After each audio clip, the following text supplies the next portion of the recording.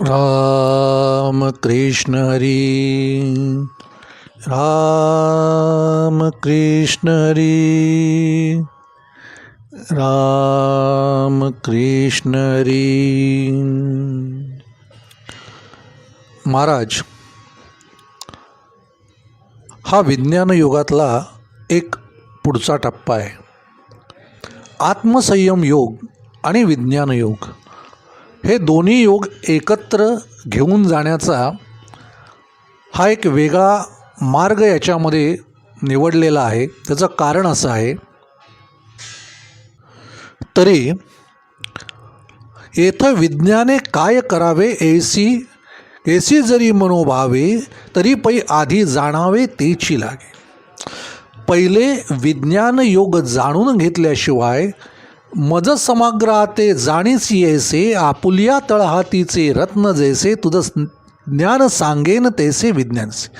जरी तू मला मज समग्राते जाणीस यायचे, मला जरी संपूर्ण तू समजून घेतलं असलंस, योगयुक्त झालेला असलास आत्मसंयम योगामुळे, तरी विज्ञानाला प्रथम विज्ञान म्हणजे काय या संपूर्ण पंचमहाभूताचं विज्ञान तुला जाणून घ्यावं लागेल. ते आधी जाणल्याशिवाय आत्मसंयम म्हणजे संयमाचा, या योगाचा खरा अर्थ तुला समजणार नाही. म्हणून महाराज, आपण आत्मसंयम योग आणि विज्ञान योग हे दोघेही योग बरोबर घेऊन जात आहोत. भगवंत आता रथावरती आरूढ झालेले आहेत, ते उभे आहेत, अर्जुन खाली बसलेला आहे. हे सगळं संजय तिथे ऐकून धृतराष्ट्राला सांगतोय, पण धृतराष्ट्राला ते काही ऐकण्याची त्याची मनस्थिती नाही.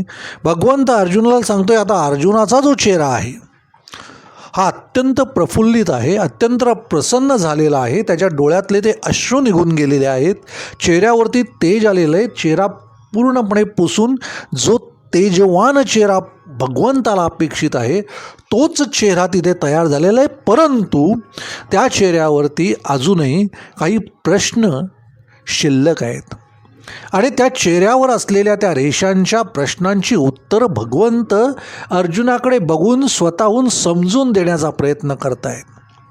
या दोन आता भूमिका इथे आपण बघितल्या. आधी अर्जुनाने विचारलेले प्रश्न, अर्जुनाचा विषाद, भगवंतांनी केलेला उपदेश, भगवंतांनी सांगितलेला मार्ग, त्या मार्गातनं निवडलेला हा मार्ग, याचा योगातनं निर्माण झालेला हा विज्ञानाचा असलेला संबंध, या सगळ्या गोष्टीची एकत्रित अशी सांगड ज्या वेळेला महाराज इथे घातली जाते, त्या सांगड घालण्याच्या प्रक्रियेला तुमच्या आमच्यासाठी महाराज माऊलींनी या ओव्यांमधून काही उदाहरणं देऊन सुस्पष्टता आणण्याचा प्रयत्न केलेला आहे.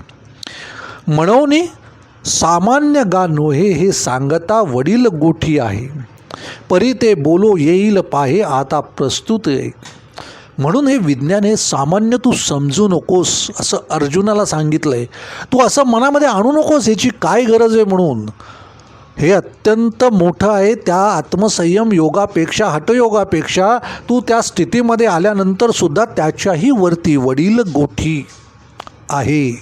म्हणजे हे त्या आत्मसंयमाच्या पेक्षाही मोठं आहे.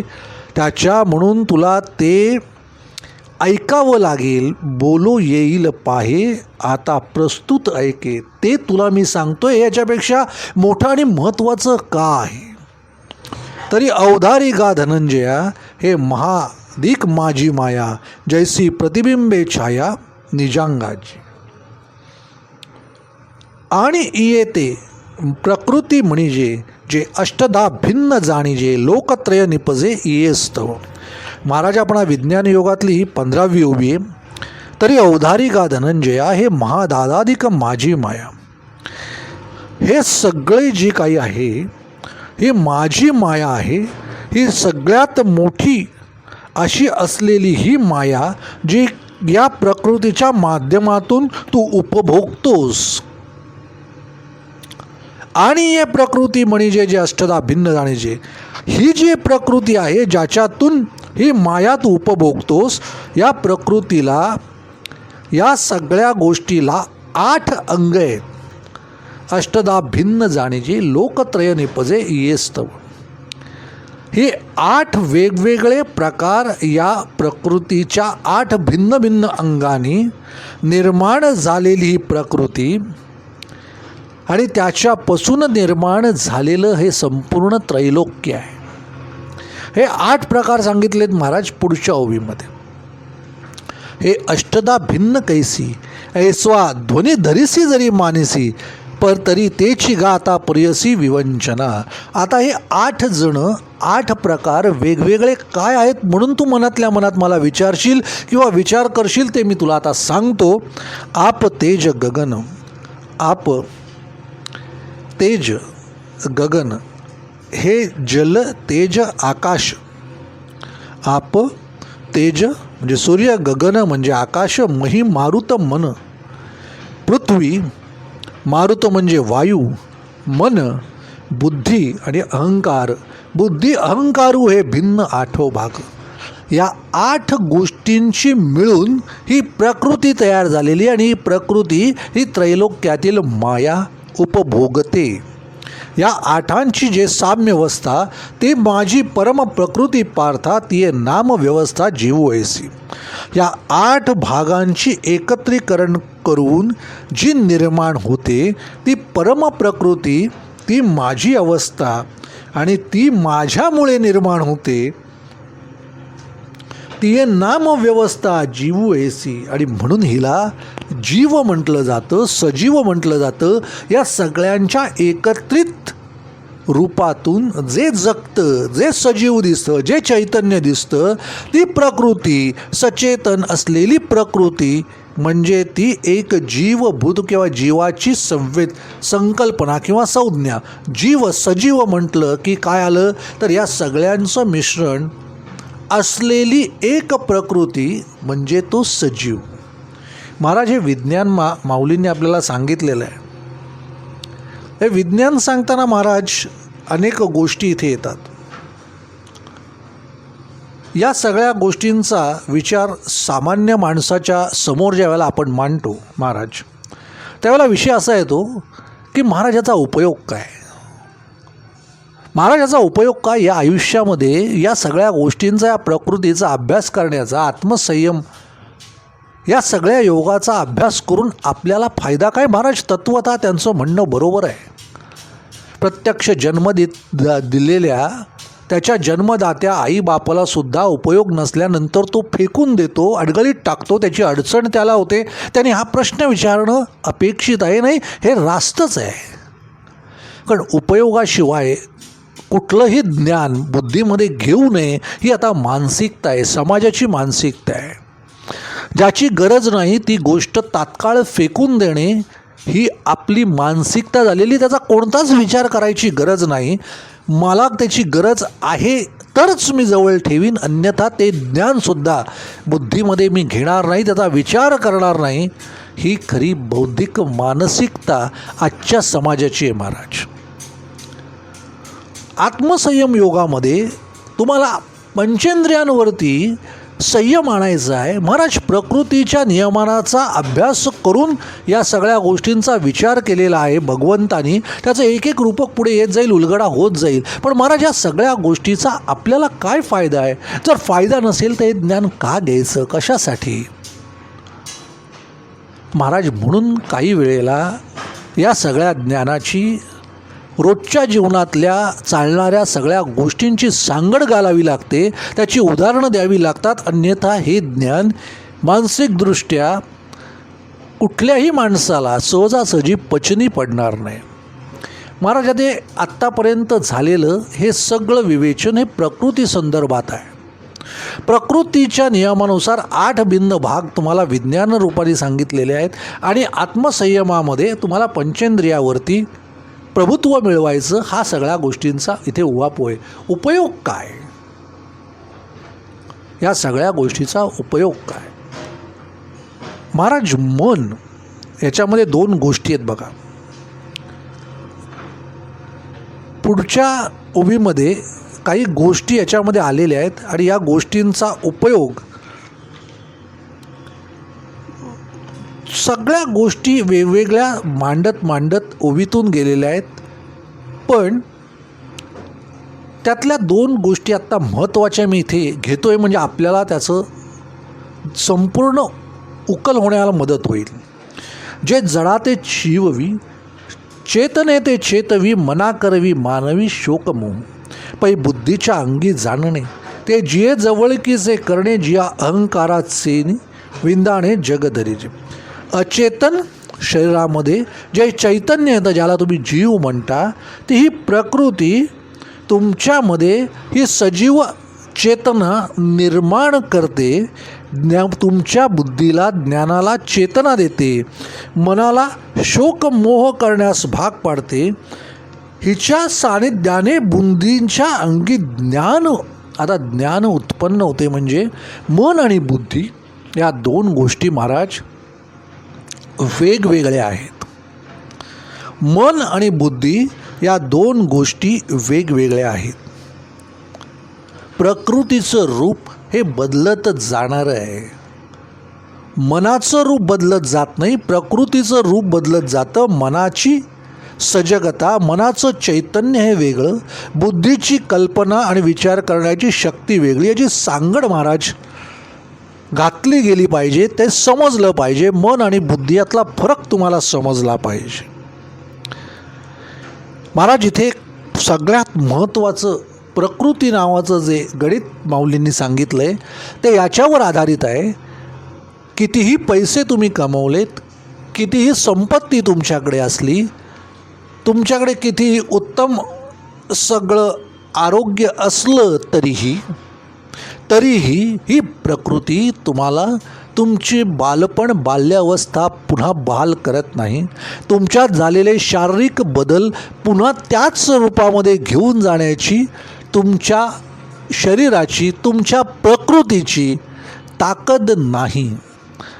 एकदा बालपण गेलं, त्याच्यानंतर पौगंडावस्था आली, त्याच्यानंतर तरुणपण आलं की म्हातारपण आलं की याला रिव्हर्स गिअर नाही महाराज. म्हातारपणातून पुन्हा तरुणपण, पुन्हा बालपण, असा रिव्हर्स गिअर नाही.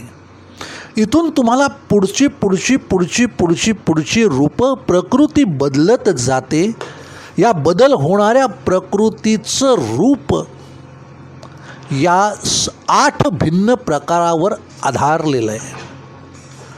संपूर्ण मानसिक आरोग्य आणि शारीरिक आरोग्य या दोघांची सांगड या ओवींमधनं घातली गेलेली आहे. गहन अर्थ वेगळा आहे, ज्ञानार्थ वेगळा आहे आणि तुमच्या आमच्या रोजच्या उपयोगात असणाराही अर्थ महाराज वेगळा आहे. मन आणि बुद्धी महाराज याच्यात तुम्हाला एक उदाहरण देतो. या दोन्ही गोष्टी या वेगवेगळ्या कशा आहेत. एखाद्या लहान मुलामध्ये त्याला बुद्धी आहे महाराज, तो वेडा नाही आहे, त्याला बुद्धी आहे, परंतु त्याला भावना नाही आहे. त्याला माझी आई, माझं बाप, माझं नातं होतं हे त्याला कळत नाही आहे. तो सचेतन आहे, त्याला बुद्धी आहे, पण त्याला अजून मन, त्याची भावना, मनाने संकल्पना मांडण्याची सुरुवात केलेली नाही. त्याचं मन तेवढं प्रगल्भ झालेलं नाही. तसंच दुसरं उदाहरण आहे, एखादा वेडा आहे, त्याच्याकडे मन आहे, मनाने तो विचार करतोय, भ्रमिष्ट झालेला आहे, मनात असंख्य विचार चालू आहेत, पण बुद्धी त्याला साथ देत नाही. त्याला भ्रमिष्ट अवस्था प्राप्त झालेली आहे. एकामध्ये बुद्धी आहे, एकामध्ये मन नाही, एकामध्ये मन आहे, एकामध्ये बुद्धी नाही. दोन्ही अवस्था अशा आहेत की ज्याला भगवंताचा असलेला ज्ञानार्थ कळण्याची पात्रता नाही. जन्माला आलेल्या मुलाला ज्ञान समजू शकत नाही, भ्रमिष्ट झालेल्या वेड्याला ज्ञान समजू शकत नाही. या 2 महाराज अवस्था आहेत. आपण कोणत्या अवस्थेत आहात याचा विचार करावा, का ज्ञान आपल्याला जर समजत नसेल तर या 2 अवस्थाच महाराज तिथे शिल्लक आहेत.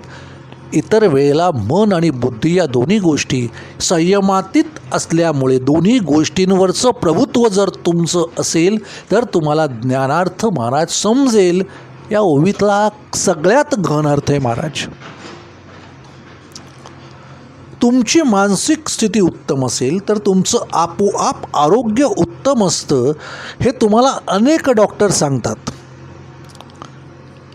हा जो काही भाग आहे महाराज तुमच्या प्रकृतीचा, 8 विभिन्न गोष्टींमध्ये ही विभागलेली प्रकृती, ही प्रकृतीचं रूप आप, तेज, पाणी, वेगवेगळ्या गोष्टी याच्यामध्ये सांगितल्या. त्या 8 गोष्टी, आप म्हणजे पाणी, तेज म्हणजे सूर्य, गगन म्हणजे आकाश, मही म्हणजे पृथ्वी, मारुत म्हणजे वायू, या सगळ्या गोष्टी या शरीराला जगण्यासाठी, जशा प्रकृतीला या जगण्यासाठी गरजेच्या आहेत. वारा गरजेचा आहे, सूर्याचं ऊन गरजेचं आहे, आकाश गरजेचं आहे, पृथ्वी गरजेची आहे, वारा गरजेचा आहे. आणि 3 गोष्टी या प्रकृतीमध्ये आहेत, अस्तित्वात आहेत: मन, बुद्धी आणि अहंकार. या जगण्याच्या बरोबर असलेल्या प्रकृतीमध्ये भगवंताने टाकलेल्या आहेत. अहंकार तुमच्याकडे उपजत आहे. आता अहंकार उपजत असल्यामुळे या अहंकारापासून मन आणि बुद्धी, अहंकार हा मनाला तुमच्या वेगळा विचार करायला भाग पाडतो. एखाद्याने तुम्हाला जर दुःख दिलं, एखाद्याने तुम्हाला जर शिवी दिली, तर त्याच्या वाईटाचा विचार मनामध्ये तुम्ही जसा त्याच्या वाईटाचा विचार मनामध्ये आणता, त्या क्षणाला त्याचं वाईट करण्यासाठी तुमचा संपूर्ण बुद्धीचा हा पसारा विविध अंगांनी, विविध श्रुतींनी विचार करायला सुरुवात करतो. याला असा मारू का, याला असं मारू का, याचं असं वाईट करू का, याचं कसं वाईट होईल, याचा विचार करायला बुद्धी लागते. एक फक्त मनाने एक संकल्पना मांडली की त्या संकल्पनेवरती बुद्धी अफाट विचार, अफाट श्रुतींनी त्याच माणसाचं वाईट कसं होईल याचा भयानक विचार करायला सुरुवात करते. कारण एक गोष्टी या मन आणि बुद्धीबरोबर भगवंतांनी प्रकृतीत टाकली आहे, अहंकार. या देहाला, या मनाला, या शरीराला कुठल्याही गोष्टीमध्ये जर दुःख आलं तर अहंकार या मनाला स्वस्थ बसू देत नाही. तो त्याचा बदला घेण्यासाठी, त्याचा सूड उगवण्यासाठी त्या बुद्धीला ते मन प्रेरित करतं. महाराज, या सगळ्या गोष्टी आहेत ना, या सगळ्या गोष्टी ह्या तुमच्या ज्ञानासाठी झाल्या. पण मन आणि बुद्धी आणि अहंकार याचा विचार आज करताना, आजच्या या जीवनामध्ये याचा उपयोग काय, याचा फायदा काय, आणि हा नक्की कुठे याचा वापर होतो, आणि याचा सगळ्यात मोठा फायदा काय आणि तोटा काय.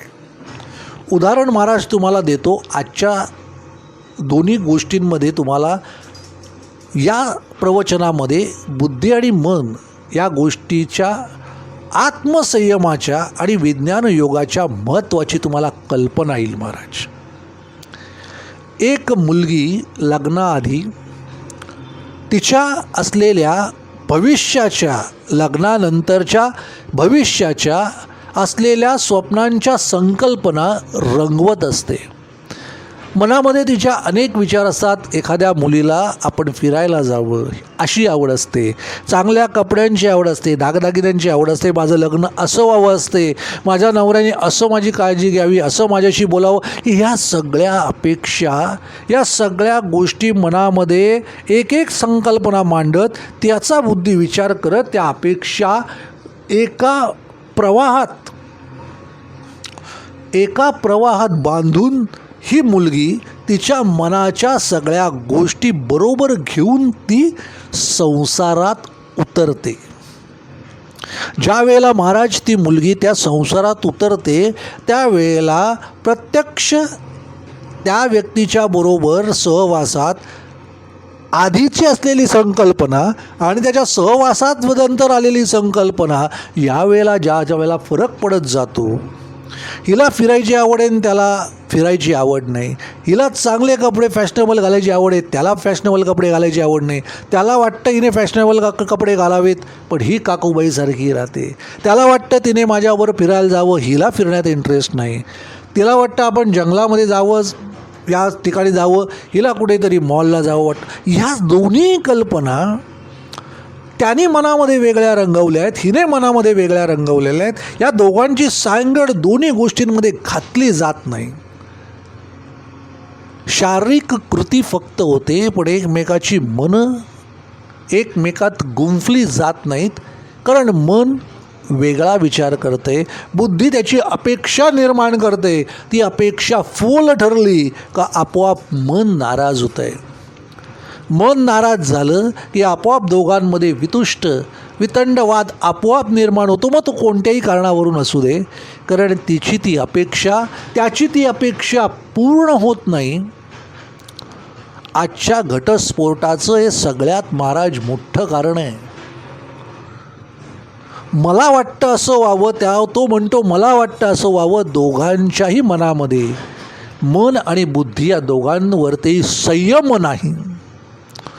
कोणत्याही गोष्टीची अपेक्षा करणं रास्त आहे, पण ती अपेक्षा जर पूर्ण झाली नाही तर ती अपेक्षा न पूर्ण झाल्यामुळे मी माझ्या प्रकृतीच्या नियमानुसार तिला संयमातीत अवस्थेत नेऊन बाजूला लोटणं हे माझ्या संसाराच्या दृष्टीने अत्यंत उपयुक्त. हे त्याला समजलेलंच नाही, त्याला त्याच्याशी घेणं देणंच नाही. तो केवळ त्याच्याच विश्वात रममाण आहे, ती केवळ त्याच्याच विश्वात रममाण आहे.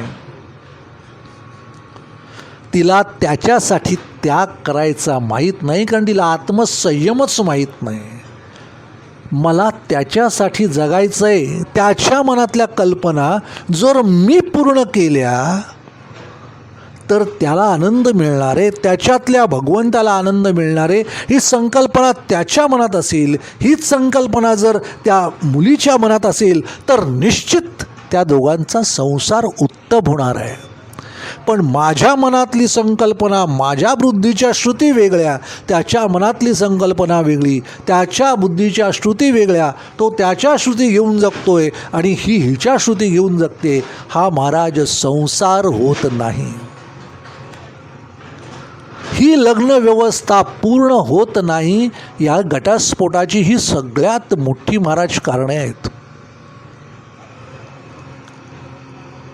तुम्ही ज्यावेळेला जगता प्रकृती नियमानुसार, ज्यावेळेला तुम्ही मन बुद्धी याचा ज्यावेळेला संयमाचा ज्यावेळेला तुम्ही विचार करता, विज्ञान योगाप्रमाणे प्रकृतीनुसार अहंकार तुमच्या मनामध्ये दडलेला आहे. तुम्ही तुमचं जगता, तुमची बुद्धी आणि मन केवळ तुमच्या देहापुरता जर मर्यादित विचार करत असेल तर तुम्ही कामाला जाणार, तुमची बायको कामाला जाणार, त्या मुलाचं जे मन आहे, मुलगा शाळेत जातोय, त्याचा त्रास नको म्हणून त्याला पुन्हा 3 तास तुम्ही क्लासला पाठवताय. संपूर्ण दिवसभर त्याच्या मनातल्या अपेक्षा, त्याच्या प्रकृतीमध्ये असलेले ते सगळे गुण, आई वडील म्हणून ज्या अपेक्षा त्याच्या मनात आहेत त्याला वेळ द्यायचा आहे. त्याला त्या शाळेतल्या सगळ्या गोष्टी आपल्या आईला सांगायच्या आहेत, त्या सगळ्या गोष्टी वडिलांना सांगायच्या आहेत. पण त्या गोष्टी ऐकून घ्यायला वडिलांची मानसिकता नाही, नको रे जाऊ दे म्हणून तेच झटकतायत. आई म्हणते नको आता मी कंटाळले म्हणून मी झोपते.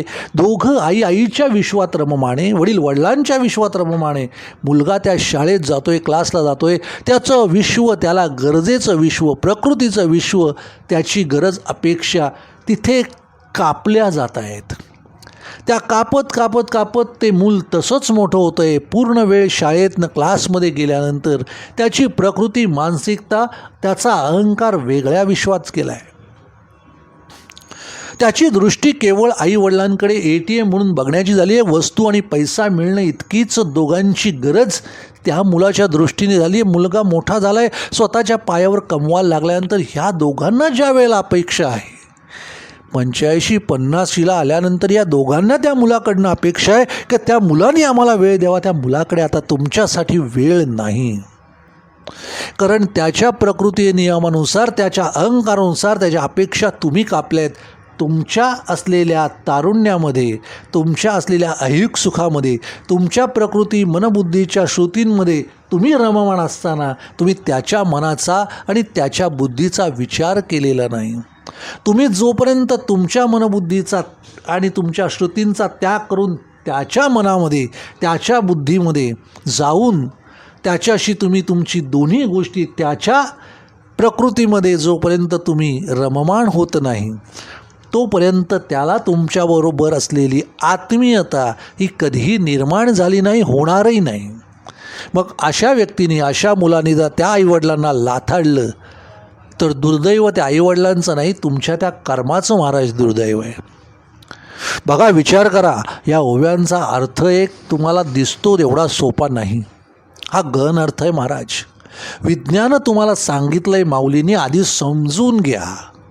तुमची मन आणि बुद्धी दुसऱ्याच्या प्रकृतीमध्ये तुम्ही तुमच्या दोन गोष्टी त्याच्यामध्ये इन्व्हॉल्व व्हायला पाहिजेत. प्रकृती त्याच्यामध्ये समाविष्ट असली पाहिजे. त्या प्रकृतीमध्ये तुम्ही गेला पाहिजेत. त्याच्या अपेक्षांचा विचार करून तुमच्या मनाने त्याच्या अपेक्षाचा, मुलाच्या, आईवडिलांच्या, सासू सासऱ्यांच्या, नवऱ्याच्या, या सगळ्यांच्या श्रुतींचा विचार करणं, या मनाने ती संकल्पना मांडली पाहिजे. त्यावेळेला बुद्धी तो तसा विचार करणार आहे. नवऱ्याने सुद्धा आपल्या बायकोची, आपल्या मुलाची, आपल्या आईवडिलांची, तिच्या आईवडिलांची आपल्या मनामध्ये ज्या वेळेला त्या श्रुतींची कल्पना येईल त्यावेळेला बुद्धी तशी विचार करेल. ती जोपर्यंत येत नाही तोपर्यंत हा विसंवाद असाच राहील. महाराज, जुन्या काळामध्ये एकत्र कुटुंब पद्धती असल्यामुळे अनेक लोक असायची. त्याच्यामुळे ही खळगी काका, मामा, भाऊ, चुलत भाऊ आता ही भरली जायची. आजोबा हे खळगे भरल्या जायच्या. भरायला माणसं असायची. आता अपेक्षा दोनच माणसांचं कुटुंब, एकुलता एक मुलगा, त्याची अपेक्षा पूर्ण करण्याची जबाबदारी आईवडिलांची असताना दोघंही कामानिमित्त बाहेर आपापल्या तारुण्यामध्ये मशगूल असलेली ही दोन माणसं, आणि मग त्या मुलाच्या असलेल्या मानसिक बदलातल्या त्या बुद्धी आणि मनाच्या त्या श्रुती, त्याच्या अपेक्षा या जर पूर्ण झाल्या नाहीत तो मुलगा त्यांना टाकून कुठेही निघून जाईल. कारण त्यांना तशी गरजच नाही. त्याचं विश्वच त्यांनी वेगळं निर्माण तयार केलं आहे आणि तुम्ही त्याला विश्व वेगळं निर्माण करावं म्हणून तुम्ही खतपाणी घातलं आहे. महाराज, विषय खूप गहन आहे.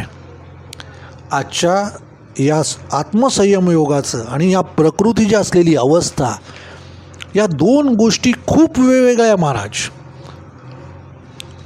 तुमच्या मनाला दुसऱ्याच्या मनामध्ये असलेल्या संकल्पना, दुसऱ्याच्या बुद्धीने निर्माण केलेल्या श्रुती, या तुमच्या आत्मसंयमामुळे तुमच्या त्या सगळ्या गोष्टी बाजूला ठेवून त्याच्या मनातल्या, मग तो कोणी का असेना, त्याच्या मनातल्या श्रुती आणि संकल्पना याचा विचार करायला ज्यावेळेला मन तुमचं लागेल त्यावेळेला तुमचा उत्तम संसार होईल. उत्तम प्रपंच, नेटका प्रपंच केल्याशिवाय हे ओझं पाठीवर तुमच्या भगवंताने आधीच दिलेलं आहे. हे ओझं तुम्हाला घेऊन पुढे जायचं आहे. हे ओझं घेऊन पुढे जायच्या ऐवजी हे टाकून जर तुम्ही परमार्थाचं ओझं अंगावर घेत असाल तर ते पुण्यकर्म नाही. पुन्हा विचार सांगतो, नीट ऐका. आत्मसंयमामध्ये ही ओवी आलेली आहे. माऊलींनी याबाबत सुस्पष्ट केलेलं आहे की पहिलंच ओझं तुमच्या मानेवर दिलेलं आहे.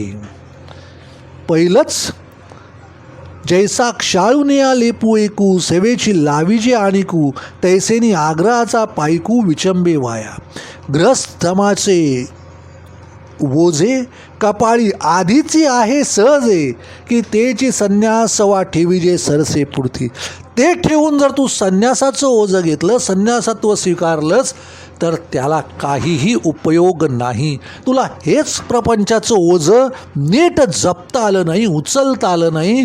कोणत्याच प्रकृतीच्या या 8 भिन्न प्रकारांत निर्माण झालेली सजीव प्रकृती, याला तू न्याय देऊ शकलेला नाहीस. तू संन्यासत्व घेऊन काय करणार आहेस? माऊलींनी आत्मसंयमामध्ये ही ओवी लिहिलेली आहे. आधीच तुझ्या कपाळावर, माथ्यावर हे ओझं आहे. हे ओझं, प्रपंचाचं ओझं नीट सांभाळ. प्रत्येक मनाची असलेली संकल्पना आणि बुद्धीच्या त्याच्या हजारो श्रुती, या सगळ्या चांगल्या विचाराच्या बाजूला. एखाद्याने वाईट केलं तर त्याच्या हजारो पद्धतीने वाईट करावं म्हणून जशी बुद्धी विचार करते, तसंच एखाद्याने चांगलं करावं, एखाद्याने आपलं चांगलं चिंतावं यासाठी चांगले विचार मनात आणून ती संकल्पना बुद्धीला देऊन बुद्धीकडून हजारो चांगल्या संकल्पना श्रुती आणणं हा एक आत्मसंयमाचा भाग आहे महाराज. हा विज्ञानाचा आणि आत्मसंयमाचा सगळ्यात मोठा भाग आहे. मनाला मी सांगायचं आहे, मनामध्ये मी ठरवायचं आहे की मला आता कोणता विचार करायचा आहे. हा झाला संयमाचा महाराज योग आहे. मी ठरवायचं आहे. विज्ञान योगामध्ये सांगितलं आहे 8 विभिन्न प्रकारातली प्रकृती, त्याच्यामध्ये अहंकार उपजत आहे. या अहंकारावरती प्रभुत्व मिळवायचं आहे, अहंकार वापरायचं आहे, पण तो कधी याचा विचार महाराज वेगळा आहे. बघा, कल्पना वेगवेगळी आहे. तुमच्या घरामध्ये या सगळ्या गोष्टींचा विचार रोज घडत असतो. रोज कुटुंबातली प्रत्येक व्यक्ती तुमच्याशी बोलते, पण त्याच्या मनामध्ये निश्चित काय चाललं आहे, त्याच्या अपेक्षा काय आहेत याचा विचार आपण सारासार कधीच केला नाही. केवळ दुसऱ्याने माझ्यासाठी काहीतरी करावं, तो करत नाही म्हणून मला असलेलं दुःख घेऊन मी जगतोय महाराज. माऊली सांगतात, दुसऱ्याच्या मनातल्या असलेल्या श्रुती जर तू जगायला शिकलास, दुसऱ्यातल्या मनातल्या असलेल्या श्रुतींमुळे निर्माण झालेली बुद्धीची वैचारिक पातळी जर तू दुसऱ्याची समजून घेऊ शकलास आणि त्यानुसार जर तू तुझं आत्मसंयम योगाप्रमाणे तुझा देह जर तसं वागत असेल, तशी जर वर्तणूक तुझ्यातनं दिसत असेल, तर ही ज्ञानेश्वरी जगलो हा जो शब्द आहे ना, म्हणून म्हणतो ज्ञानेश्वरी ही अनुभवावी, जगून बघावी. तुमच्यातून ते घडतंय तसं दिसलं पाहिजे. हा अनुभव घ्या महाराज. काही वेळ त्या लहान मुलाला, त्या प्रकृतीला, त्या भगवंतानी निर्माण केलेल्या नवीन सजीवाला द्या. तुम्ही तुमच्या शेवटच्या टप्प्याकडे चालताय तर तुमचं काम आहे त्या सजीवाला वेळ द्या. तो शाळेतनं आल्यानंतर तो काय बोलतोय ते ऐका. तुम्हाला नसेल पटत नसेल, पण तुमची प्रकृती, मन, बुद्धी त्याच्यात द्या. ते जर त्याच्यात दिलं तर तुम्ही तरुण व्हाल, तुम्ही तरुण राहाल. त्याच्यामध्ये तुमचं मन गुंतलं पाहिजे. त्याच्यातला शाळेतला, क्लासमधला, त्याची भांडणं, त्याच्या सगळ्या गोष्टी तुम्ही समजून त्याला उत्तरं देऊन त्याला वेगवेगळ्या तऱ्हेने मार्गदर्शन कराल. त्यावेळेला तुमच्या श्रुती, तुमचं मन असलेलं तुमची ती प्रकृती आणि तुमची बुद्धी ही बाल्यावस्था गाठील.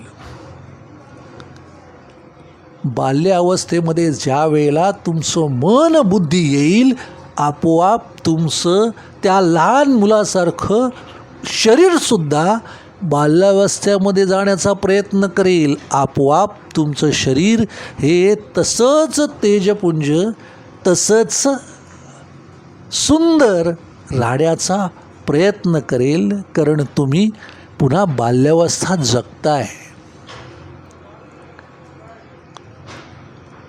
महाराज, यातला एक वाईट प्रकार आहे, खरं तो सांगू नये पण तो सांगतो. तुमच्या मनावरती तुम्ही संयम नावाचा प्रकार ठेवता. तुम्ही अपत्य जन्माला घालत नाही. आज आम्हाला गरज नाही म्हणून तुम्ही अपत्य जन्माला घालत नाही.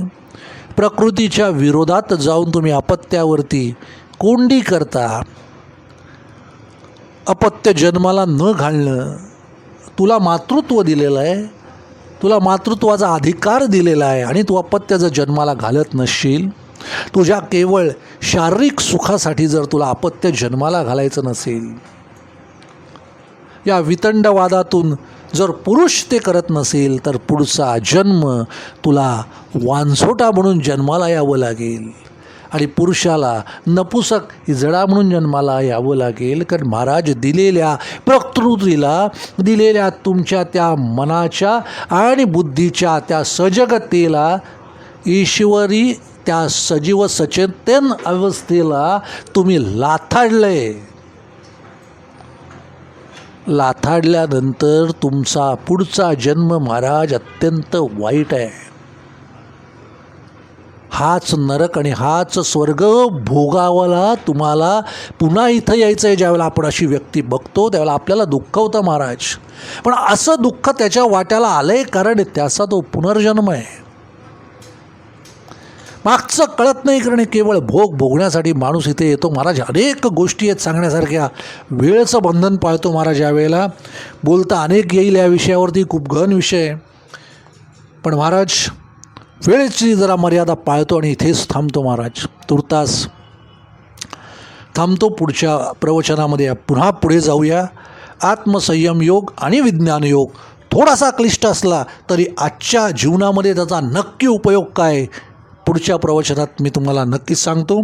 तोपर्यंत राम कृष्ण हरी, राम कृष्ण हरी, राम कृष्ण हरी.